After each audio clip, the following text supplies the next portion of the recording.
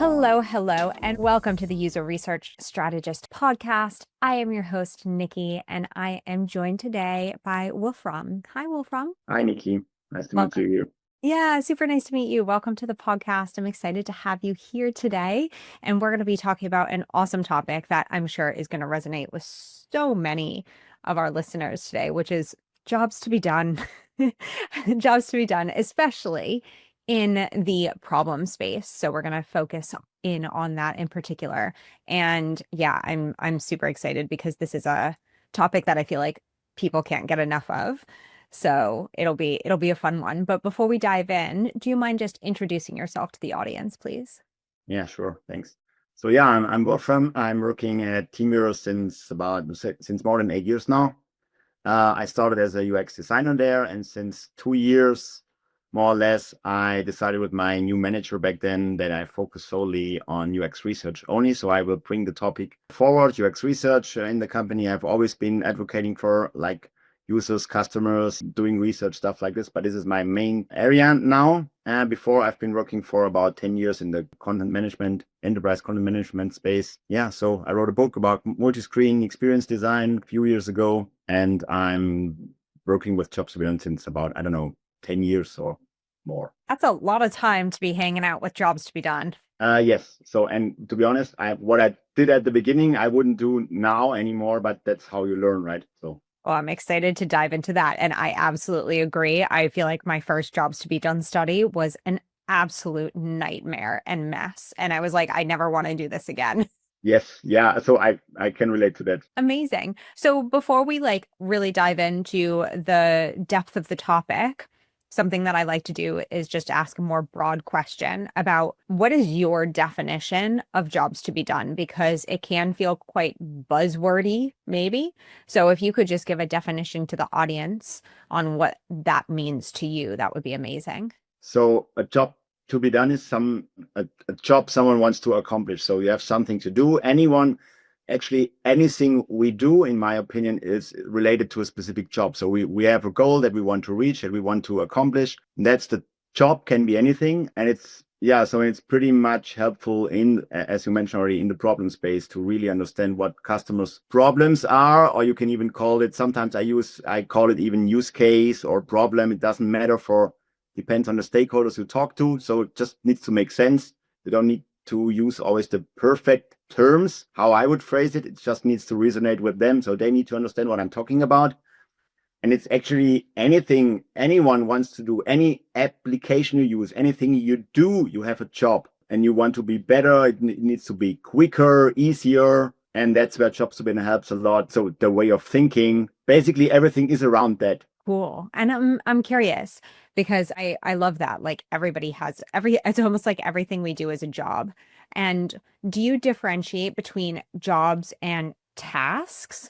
Right? So like is my job to go running and some of the tasks to put on running shoes? Or are they all like mini jobs to a larger job? Like So it's a difference, but when you talk about it with like stakeholders or other colleagues, it doesn't matter too much, in my opinion. I'm rather a pragmatic practitioner, I would say. So I'm not too dogmatic with terms. If you have something to do, if you have a goal, you go running. This is a job. And putting on your shoes and being ready to run is maybe part of this bigger job. Or you can also go deeper if you can extract or focus on parts of a specific job and make this part an individual job, and then you focus only on that one. So it depends on the level of where you want to innovate, where you want to do research, what you want to understand better. So it depends. So in your case, maybe it's running is a job. I want to go running. I want to put on my shoes as quickly as possible. I want to find my shoes quickly, stuff like this. Then it's part of the bigger job. Or you can only, as I said, you can only focus on this. I want to find the right shoes, or I want to find them quickly, then this is only a job. So it depends. yeah, that famous answer of it depends. Yeah. And I totally understand that. And I'm sure that you could also say getting ready for running could be one job. Actually, running could be one job. After running could be one job, and or even smaller things within each of those phases. So, but overall, you probably won't. So your overall job is not you want to be ready for running. This is not a job because when you get this, when you accomplish this goal you had, then the job is done. I mean, jobs to be done. So when you're done, then it's over. But putting on your shoes to go running is not the job because then you have your shoes on and but that's not your goal. So it needs to be a goal you really want to achieve. That's where you differentiate between, I don't know, job steps or a task, but what is the goal? And very often we talk about features and solutions already, which is not really the ultimate goal or the ultimate job. So what is your job when you? I mean, you can also go higher. Then why do you go running? I want to be healthy. I want to be fit. I don't know. So okay, but then it's maybe when you sell shoes or running clothes. So it doesn't help if you innovate or if you research the job. I want to be healthy. So maybe that's too far away. Then it doesn't help. So you always need to have in mind so for which product, for which company you are working. And yeah, so this is also relevant. So you are kind of limited in regards to what you can improve, which part of the job or which job you should focus on. Because if it's too broad, my managers or my company would say, yeah, nice that we know this now and we know everything about that job, but we cannot solve it right now with what we are offering. Yeah, and I guess that's the difference, as you said, between, okay, here's a clothing or running company that sells clothes and shoes versus like an app that helps motivate you to run, Yes. right? Those might have two different levels of jobs or two different types of jobs that they're looking into potentially. So it could be that both want to innovate in the same job space, I would say, same job area, but there might be underlying needs, underserved needs, or just pain points in this. Let's call it running. So the main job is I want to go running, something like this. And there might be areas where they cannot innovate, so they cannot influence this. With an app, I cannot influence clothing, maybe, and with the clothing, I don't have influence in how my run is tracked because it's not part of the clothing. So maybe you could do this with GPS, like sensors. I don't know, but that's where it differentiates. There are many companies offering solutions that are used in the same or for the same job. Maybe they overlap, maybe they compete unexpectedly for the same job or for the same needs. But as I said, you are limited. So with this, I'm offering an app, and it's a different area than the clothing. Yeah, absolutely. Okay, interesting. And I know that a lot of user researchers face a really difficult moment when stakeholders come to them and say, "We want to run a jobs to be done study," but the stakeholders might not know what that actually means, or the researcher might be unsure of exactly how to set something up like that or educate stakeholders in the best way. So I'm curious, from your experience, are there times when jobs to be done is a good idea and times when it's a bad idea? So first of all, when you have colleagues or stakeholders that come to you and ask for jobs to be done, this is already a nice situation because this is not always the case, often not. So you have to bring it up. I think, and I use jobs to be done only makes sense in the problem space because you're like researching the problems, pain points, needs, stuff like this, which can then help. So once done right, it can help a lot in the solution space because you already know what are the pain points, underserved needs, problems, jobs they want to accomplish. And then you can check in the solution space. Okay, we are addressing the job or the need we identified and prioritized in the problem space. That's how I would recommend using jobs to be done. So when it's too late, I think it's never too late, but very often projects start in the solution space, very often. And then you could say, oh, too late, research, that's too late now. What I try to do is so it's a wrong order, but you can bring the problem for the feature that is already planned, or maybe it's already in development. So you cannot even change this solution anymore, at least not the first iteration, because it's already announced, marketing is already done. They are developing it already since, I don't know, 3 months, whatever.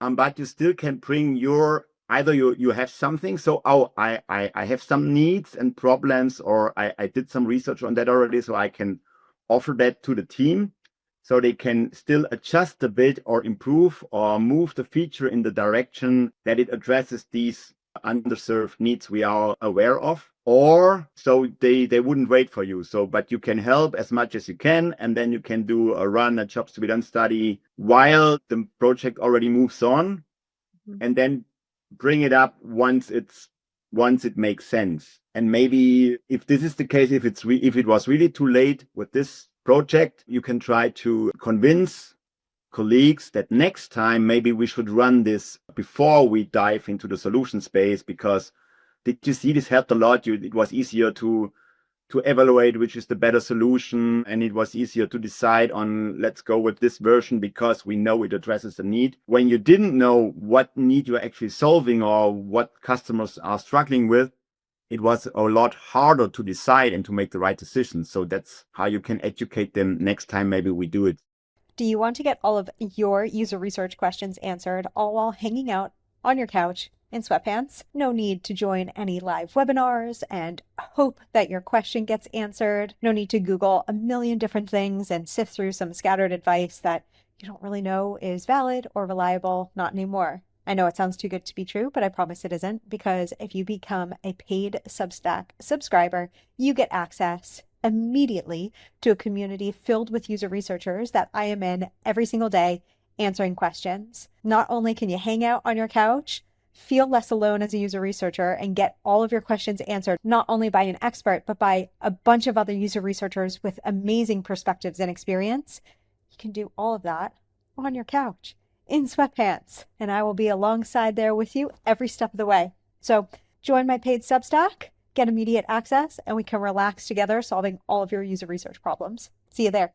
Is there anything that you tend to say to stakeholders? So let's say they do come to you too late and you're kind of sitting there saying, well, we should have done this beforehand. Is there, because you kind of talked about, okay, like we're going to do it anyways, and then we're going to show them what we found and hope that it helps with next iterations, and then say, hey, next time let's do this before. Do you have any other strategies for maybe pitching the value of doing jobs to be done before, rather than like waiting and like doing the, oh, I kind of told you so, or wouldn't this have been nice before? So it's like continuously we're in the problem space. We have interviews for another topic or feature or project.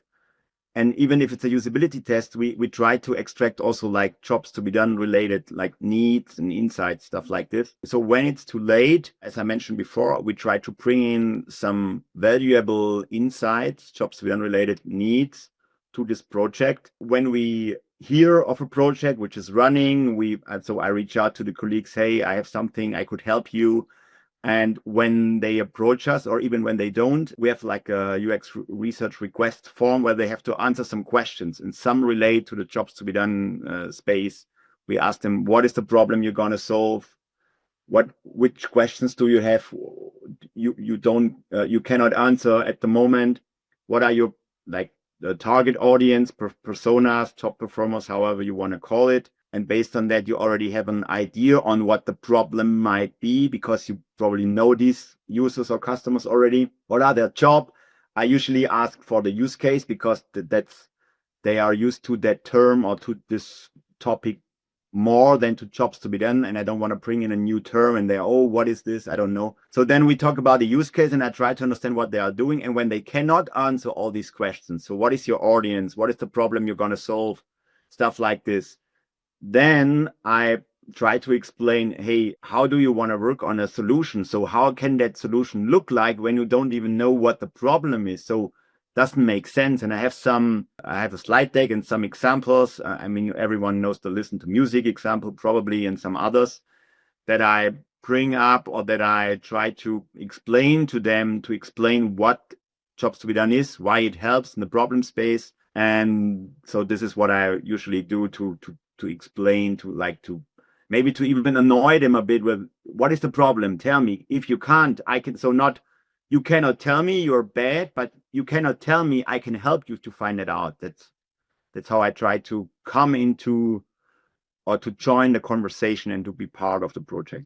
Yeah, absolutely. I love that. Yeah, really getting them to highlight whether or not they can answer some of those key questions, like what's the actual problem that this solution is for. Very, very important. So, yeah, and sorry, and one additional thought. What I often, so the example I bring, let's take a product manager. I tell them, so when you want to, so there's the day before the release, okay, and you're super nervous. Hopefully this is gonna successful release, and hopefully everything goes well. So when you want to sleep well before in that night before the release, maybe get your jobs to be done or your problem space research done right, then you can't wait for the release because you know, I know the problem. This is the solution. We tested it. It's feasible or it was feasible. It's usable. Usability test, everything done. There's value for customers. We know there's a pain point, and this new feature will improve this. It's an innovation. It's an improvement. Whatever. So you can't wait for it. If you rather like, I'm not sure, was it the right decision, risky, la la la. If you want to avoid that, come to me or come to us, and we help you sleeping better before the night before the release. So I that's love that. That's awesome. That's such a great way to like think about it and explain it to people because I know a lot of product managers who have been very concerned about a release for that same exact reason. Yeah. Amazing. I want to switch a little bit to maybe the craft of jobs to be done with our remaining time. And so I think a lot of researchers are not really sure like what a job looks like in the wild.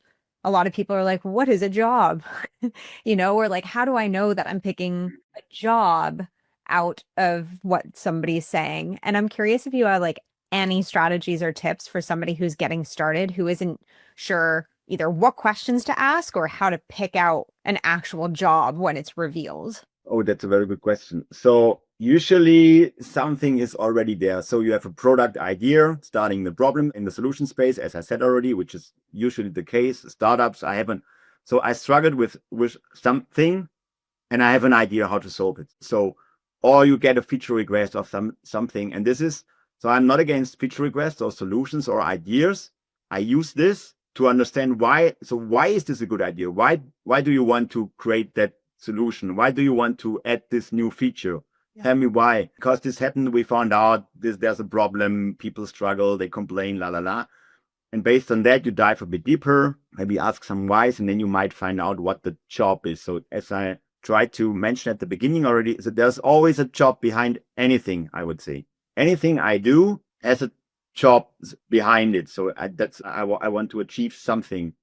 I want to go on vacation. I want to quickly go from A to B. I want to be, I don't know. So everything is a job, and everything can be phrased as a job. As I said, so usually something needs to be there. So the feature is defined, or maybe better, the problem is defined, the problem you found out, or the use case, or however you want to call it. And then if you don't know everything yet, which is almost always the case, you invite some people who can relate to that job, or we have who had the same struggle or had the same problem, and it's like an open conversation. So you're just curious, like when you talk to someone and you want to find out more. What's your hobby? Tell me more about it.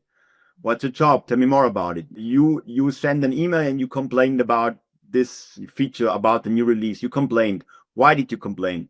Tell me more about it. So there's a lot of information on the web about how to start these kind of interviews. We always go back. So what happened? Some questions. Tell me more about you did this or that last time. Tell me more about what happened. Tell me more about your workaround, the workaround you had. Why did you use this workaround, and what was not good? Why did you complain? It took me so long. Did I get you right? You want to be quicker. You want to minimize the time it takes to do this or that. Is that correct? Yeah, tell me more. So, and that's how we just start the conversation. So a complaint, a use case, an identified problem, a feature request, a feature idea, can be a customer, can be an internal stakeholder. Tell me more about what is the problem. So we basically talk about a problem, and that's how I want to try to find out what the underlying needs are. What is their job? What do they want to accomplish? What's their goal? And then based on that, we can try to phrase that job together. Yeah, yeah, absolutely. And you use words like minimize like minimizing time or doing something faster, are those usually like words that you use within the jobs as well to like describe, I guess, the goal in the job? Yes. So we follow outcome-driven innovation a lot, which is invented by a strategist in Tony Alvik. There are many other types of how to do it. So it made sense for us. We only use minimize the time it takes to la la la, or minimize the effort to do this or that. Sometimes it's a bit weird in conversations with customers. Then I explain to them, this is ours. That's the only time when I'm pretty dogmatic, because we always phrase it the same way. A need I extracted like 5 years ago can directly compared or be used with a need I extract or I find out today, because always phrased in the same way. And when you put these into surveys, they always have to sound the same way. And it's also easier to phrase them then, even if it's challenging at the beginning, how to phrase it. But once you learned it, it's all statements are phrased in the same way with the same syntax. So any stakeholder can read it the same way. And we use only, so minimize the time it takes and minimize the effort. And when we use that too often, because it's not a natural like language, no one says, I want to minimize the time it takes to go running or whatever. Then I just briefly explain, yeah, we do this research and we want to understand what you are telling us. And we always translate it and phrase it in the same way. And then it's usually okay. Or I just ask, you want to quickly do this or that, which is more or less the same as minimize the time it takes. Yeah, absolutely. I love that you follow that structure and it's so comparable so that you can really compare past and present jobs and insights. And it also, I'm sure, makes it so much easier for stakeholders that you're not creating these things in 50 different ways. Yeah, absolutely. And I'm curious, because we're coming up to the end of our time, actually. Is there any piece of advice that you have for somebody who wants to do more jobs to be done research? And one thing that they could kind of take away and try to do? So if you want to do jobs to be done in your research, this is already like, from a jobs to be done perspective, already the solution. So why do you want to apply jobs to be done? You need to be clear on what you want to do. Okay, in the problem space, it makes a lot of sense. And what I would do is like, you need to practice this. So it needs some practice to do it, but read some like get some knowledge from Jim Kalbach's book, for example, or what Tony Alvik has written, or other colleagues. So, and when you want to apply it, you have to explain it to your stakeholders. So you cannot come, now we are doing jobs to be done. Everyone would be like, oh, a new term, a new framework, whatever. Something new is seldom good, because people don't like new things or change. What I often use the wrong terms to introduce it to them. Maybe they don't even realize that we are doing jobs to be done. It's a use case in the problem space. That's okay. So I call it that way and I phrase it that way, and then it's fine. And then you have to explain it with some examples. And even if they don't like want to follow at the beginning, just do it. I also do it even if I'm not asked, or when I'm asked to do a usability test or this or that. I still do jobs to be done, so I apply it. And with any research report, insights I provide, needs or something phrased in the jobs to be done way, because it's solution agnostic. It's not tied to a specific feature or solution. It helps a lot in the future when you can go back to these needs, which are evaluated, confirmed by customers in interviews, for example. So we can, even if the feature is not feasible in the end, we still know what the problem is, what a job is, what a need is, and we can try to find another solution, because we don't need to adjust, iterate on the solution. We can go back. What was the problem we wanted to solve? What's the job? And maybe there's another solution. So that's helpful always, I think. I love that. Yeah, that's so cool that you're able to pick those out during usability tests, because I feel like sometimes we get stuck thinking usability tests are only about evaluating the thing that's in front of people, but that's not always true. That's the focus. So we shouldn't mix it, but always there's some kind of information where you can extract jobs to be unrelated, like needs or insights related to this solution, because maybe it's not usable, but the problem still exists. So maybe we need another solution, and then I can bring in these solution agnostic insights, which can help to adjust this prototype or whatever. Oh, that's fantastic. Wolfram, thank you so much. This was really, really helpful and so valuable. And I'm sure that there's a million things that people can take out of this and start doing. So thank you so much for your time. I really appreciate it. Thank you much for the invitation. So I really liked talking to you. So it was very nice. Thank you. Yeah, thank you so much. And thank you to everybody who is listening today. I really appreciate it. Don't forget to subscribe, follow, or whatever it is that we call it these days. And we'll talk to you soon.